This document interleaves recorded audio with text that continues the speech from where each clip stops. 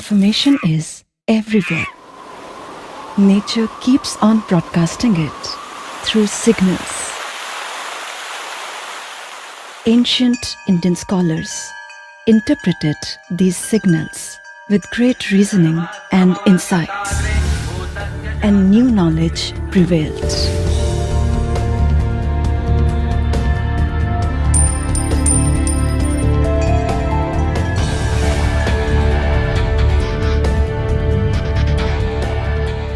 One of the most important breakthroughs of the time was the science of natural healing, Ayurveda.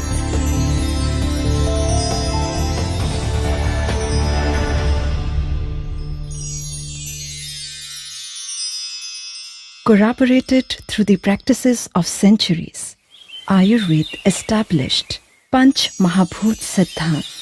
This grand unifying principle explains that everything in this universe is made of 5 basic elements: ether, air, fire, water, and earth, constituted in different proportions.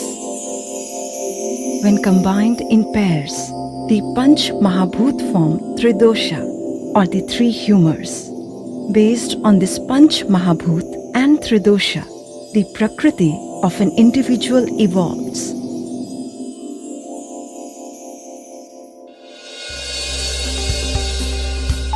In modern scientific context, the premise of treating a physical disorder on the basis of Tridosha has found a very interesting correlation with genomics. In a recent research, it has been found that EGLN1 genetic variations correlates with phenotypic classification between Pitta and Kapha, and have been linked to high altitude adaptations and thrombotic outcomes in hypoxia, as has been described in the ancient text of Charak Samhita. The study suggests that the phenotypic classification of India's traditional medicine, Prakriti, has a genetic base. We thought that the principles of Ayurveda, which allows us to stratify individuals, could be integrated with the state-of-art genomic methods to identify predictive markers which would be useful for early interventions, as well as allow us to manage the diseases in a customized manner.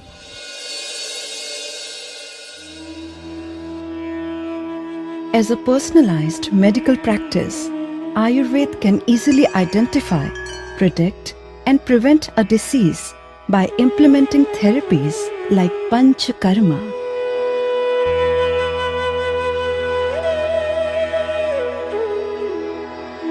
The therapy believes in finding the root cause of the problem and corrects the imbalance of mind, body, and emotions.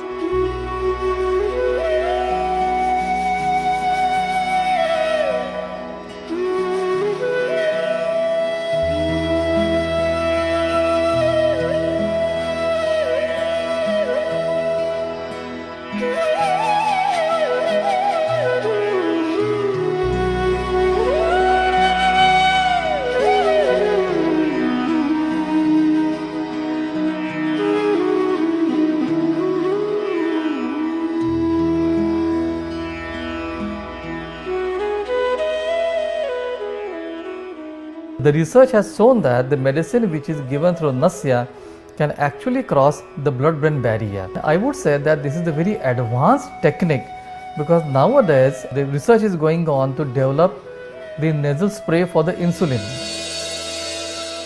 The 2 well-established processes of Ayurveda, Kasht Aushadhi, the pure herbal preparations,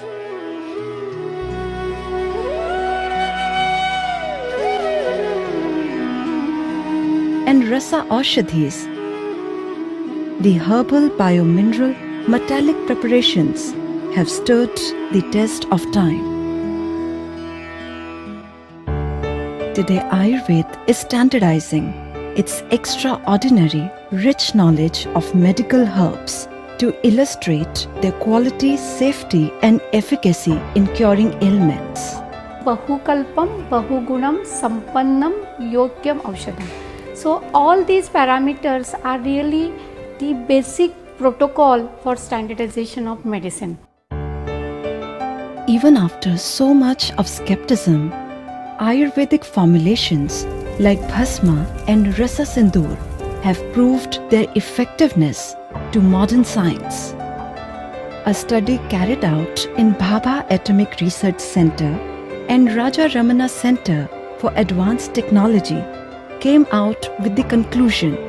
Our work not only helps to understand the non-toxicity of Rasa Sindoor, but also establishes the Ayurvedic synthesis method for a well-controlled end product. Another laboratory test of Rasa Sindoor on Drosophila showed that the larva fed with this mercuric preparation had better thermotolerance, improved size of salivary glands, improved fertility and increased lifespan. The usage of plant materials along with these minerals when it comes to Rasashastra, we understand the symbiosis and the strength of symbiosis between the plant materials and the minerals. Both are coming from the nature. They are not different. Herbomineral preparations are prescribed for certain disease condition but for a short duration of time in a controlled dosage. They are prescribed sometimes in a disease condition to achieve certain clinical endpoints. This is akin to the concept of biomarker-based drug delivery that is gaining importance in the modern era of medicine. Ayurveda has described this thousands of years back in the form of Chikitsa Sutra for different stages of disease for the personalized administration of medicine. One of the most important medical discoveries in the 21st century is the role of the microbiome on health and diseases. This is particularly true of the population of the bacteria, inhibiting the human digestive system. While we are bringing to comprehend the consequences of the microbiome on the development of a myriad of conditions such as diabetes, heart disease, obesity, etc. Ayurveda understood this relationship between digestive health and diseases and therefore emphasized the gut as the key to longevity, vitality, and mental well-being centuries ago. Today we have learned that gut bacteria actually controls diabetes, cardiovascular disease. And this is measurable from your stool test by genomic measurement. Today's understanding of genomics and yesteryears of understanding of Ayurveda has a place to come and converge. Ayurveda talks about Agni, and Agni is related to health and health is related to happiness. It is saying in Ayurveda that Sukha Sangyakam Arogyam Vikaro Dukham Evacha. From the health to happiness is a journey of an individual, and Ayurveda talks about that, Ayurveda practice about that, and that is the future. Today, Ayurveda is evolving and aligning itself to WHO mandates with its established, predictive, participatory and personalized approach. The Ministry of Ayush is endlessly endeavoring to spread this unique system of healing by creating a viable ecosystem. With its old premise of constant search for truth and adopting innovations, Ayurveda is set to move forward as ever, as an ever-evolving science.